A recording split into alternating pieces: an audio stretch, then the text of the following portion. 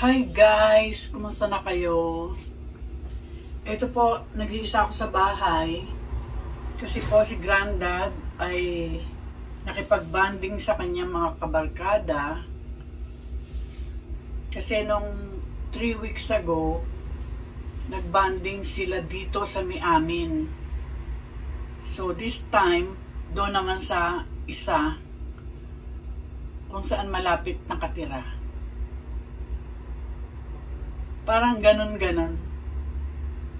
So, mag-isa lang ako dito, tahimik ang bahay, walang TV.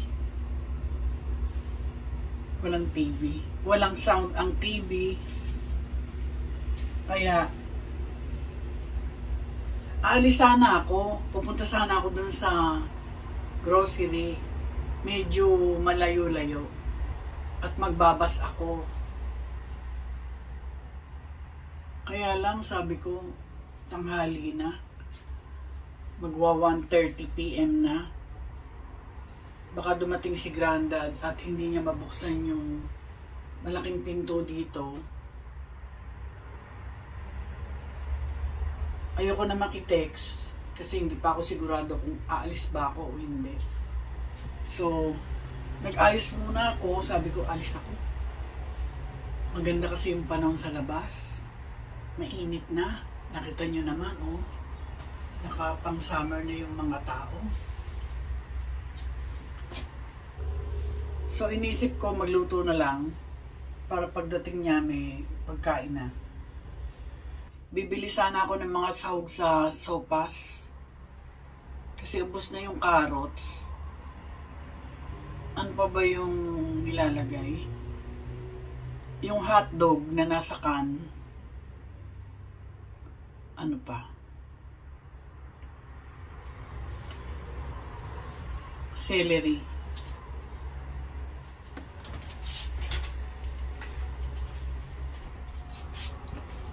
So, ito pong tira na chili con carne na natira kahapon ay pwede namang ilagay sa tacos. Kasi Mexican din to eh. Tsaka kalasa din. Ayan po, meron akong taco shells. Meron po akong lettuce, kamatis, sibuyas, at ginagad na cheese. Konti na lang. Ayos na ayos. Initin natin to ng bahagya.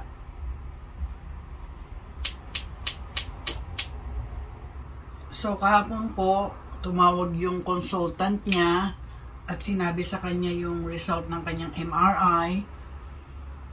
Tapos, meron daw nakitang maliit na lesion doon sa kanyang prostate at doon sa kanyang bladder. So, sabi sa kanya, ibabiopsy daw. So, ibig sabihin, papasukan siya ng instrumento at kukunan ng konting kung ano yung lesion na yon sa bladder at sa prostate. Hindi pa natatapos yung consultant. Sabi ni Granddad, ayoko, no.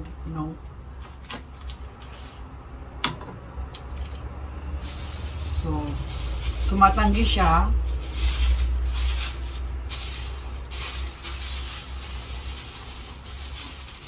Sabi niya, wala naman daw symptoms.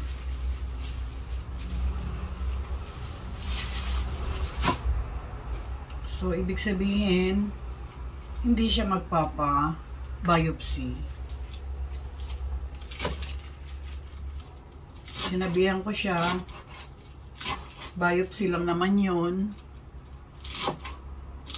Pero sabi niya, ayaw niya. So,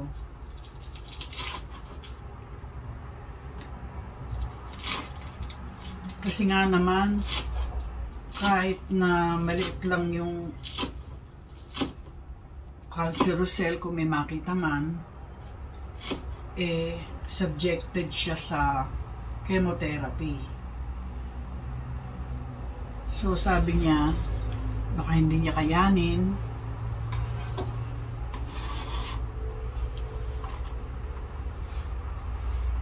So, ginugil-google namin kung kailangan ba talaga siya ma-biopsy. Pagka pala matatanda na, marami nang tumatanggi sa mga ganyan.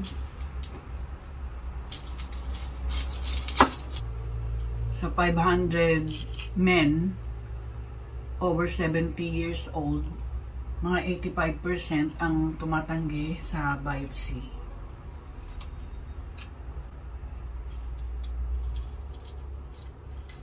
So,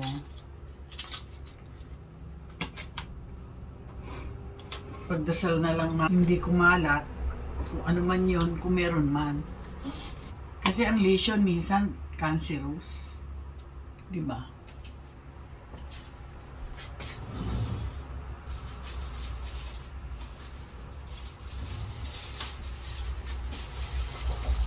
Katulad nung nasa Borough Market kami, sabi niya, masakit na yung balakang niya pag lumalakad. Sabi ko, saang lugar? Sabi niya, magkabila. Sabi ko, baka dahil dyan sa prostate. Sabi niya, hindi daw. Baka kakayuko niya sa pagre-repair niya ng mga motorbikes. Tsaka ano may edad na. May edad na kami.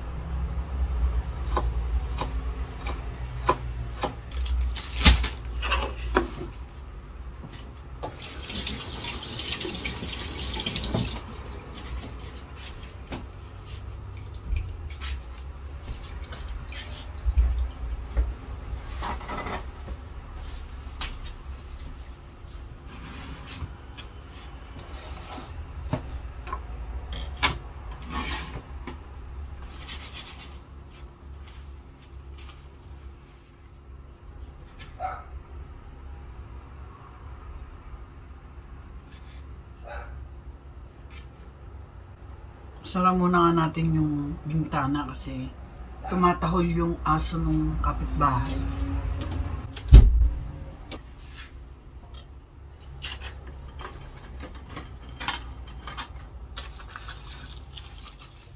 Ayan po, lagyan natin ito ng chili con carne.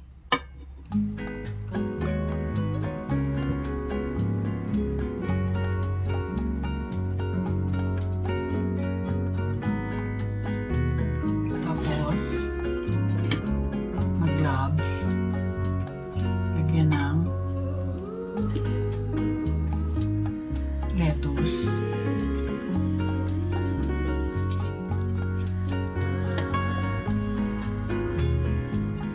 onion, tomato,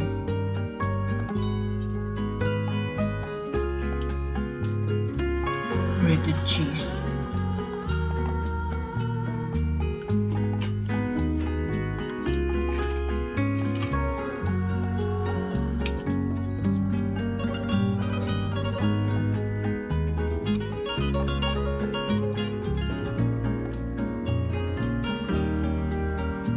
ulitin lang.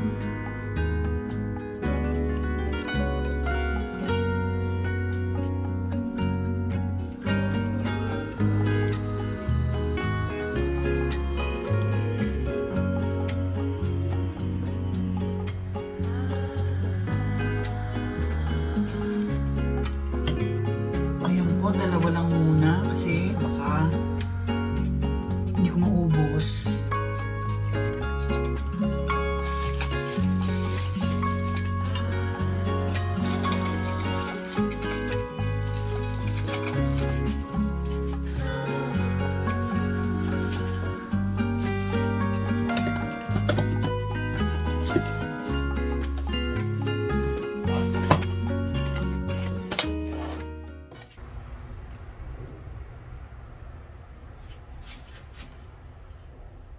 Ayan po, kain po tayo ng tacos. Arriba, arriba. Handali, andali.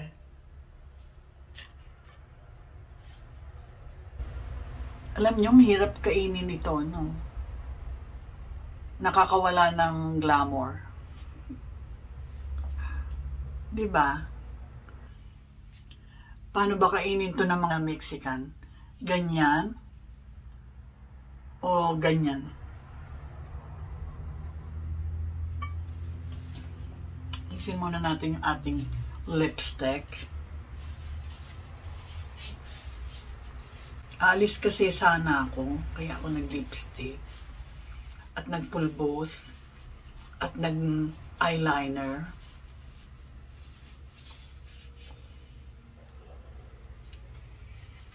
Kain po tayo. Ayan po. Hindi kita.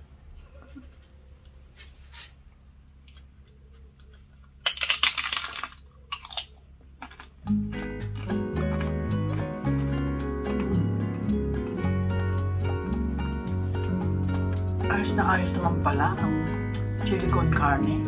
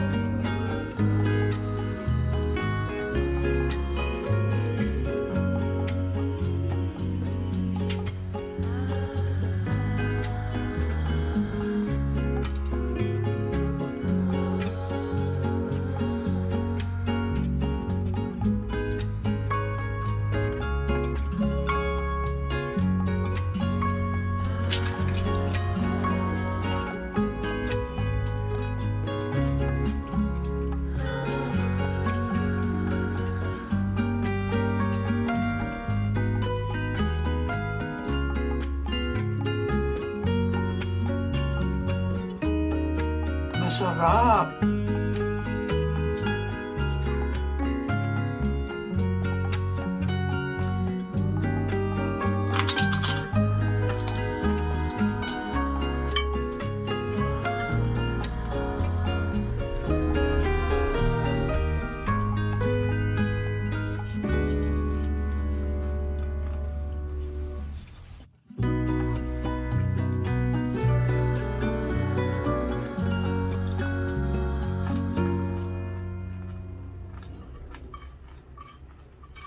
So, ayan po. Ako na magluluto ng sausage ni Grandad.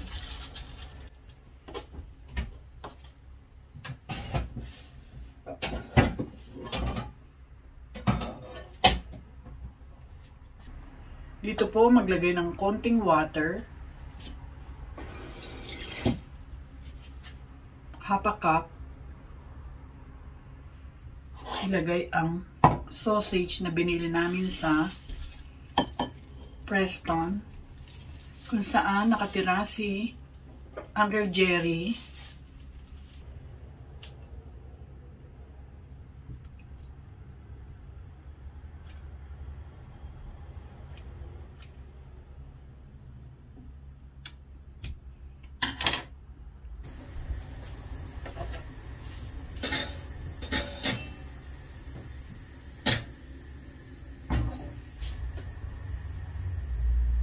Lagyan ng konting oil.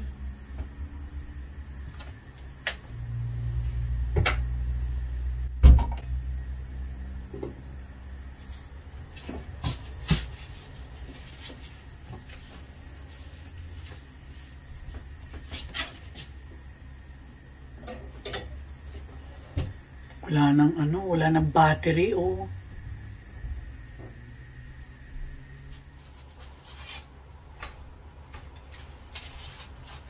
Ayan po, bumili ako sa Temo nito, oh. Yung parang nabibili sa Philippines. Pandikit ng mga langaw. Kasi po, umiinit na. At ibig sabihin, lumalaki na rin yung mga langaw dun sa basurahan. Pagka binuksan yun, yung pinto, yung mga langaw nandoon, maglalabasan, pupunta sa mga kusina. Kaya, umorder ako nito. Isa pa lang yung dumikit, oh.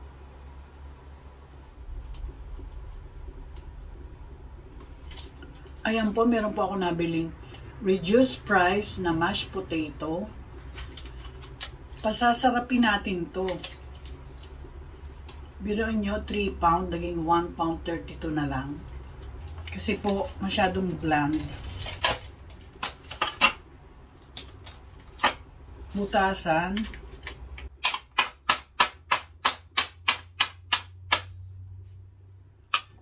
Three minutes high sa microwave.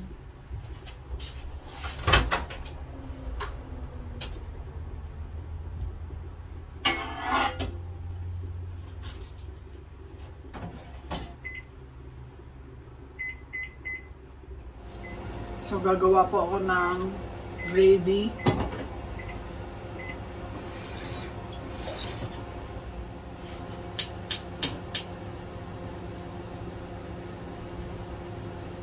Tansyahan lang po ang paggawa ng gravy. Depende po sa amount ng water. Kasi matagal na akong gumagawa nito, kaya alam ko na kung gaano karami.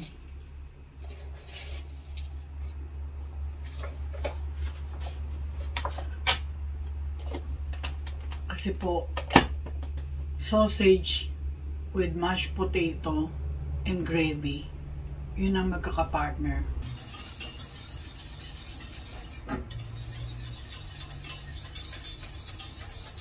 Ayan po.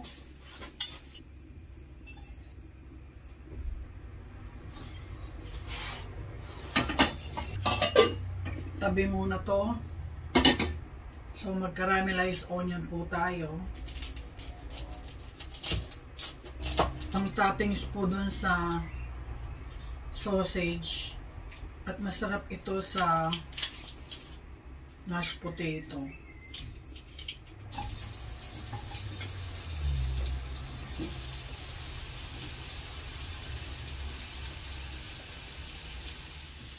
So ganyan lang po, walang salt, kasi po ang gravy ay maalat na.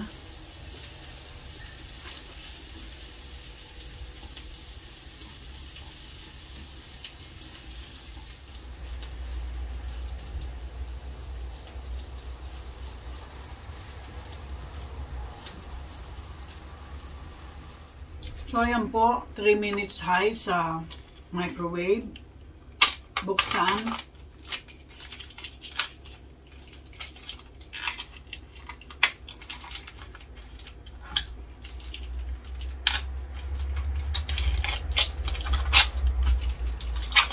Lagyan ng 2 tablespoon evap. 1/2 teaspoon butter. Konting pepper, konting salt,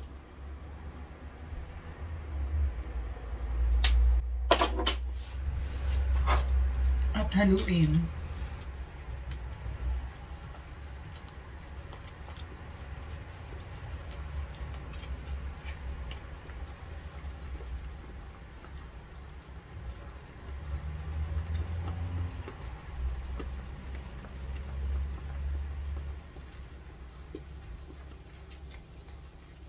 Ayan po, masarap na po ang ating mashed potato.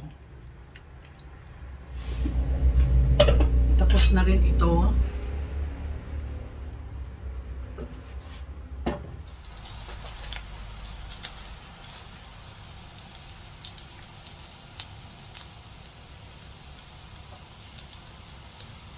So ayan po, dumating na po si Granddad. Hi guys. Are you hungry? No. Why? I just came back from the cafe with my pals, with Gary, Del and Roger, and it was a meet-up of motorcycle buddies, what we do every now and then. And we went to Averley Airstrip, but it's a private airport. They have a cafe on there, and we had breakfast. Big breakfast. Big breakfast. I had sausage, egg, bacon, tomatoes and a fried slice. Oh my God. And I feel Bloated. bloated. So, I made you sausages with caramelized onion. Oh, nice. And mashed potato. How did you know? Because you know I like bangers and mash and gravy. Yeah. That is the favourite English dinner. Do you know that? That is our national dinner. Bangers and mash, London. Well, not national, but for London. Speciality is bangers and mash.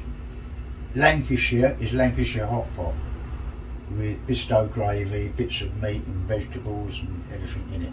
But it's thick, really thick. So ayan po guys, mamaya na lang daw siya kakain pag gutom na siya. Let's have a look see who's doing what on the election front. Let's have a look see what happened. Maraming salamat po sa panonood. Till next time. Bye!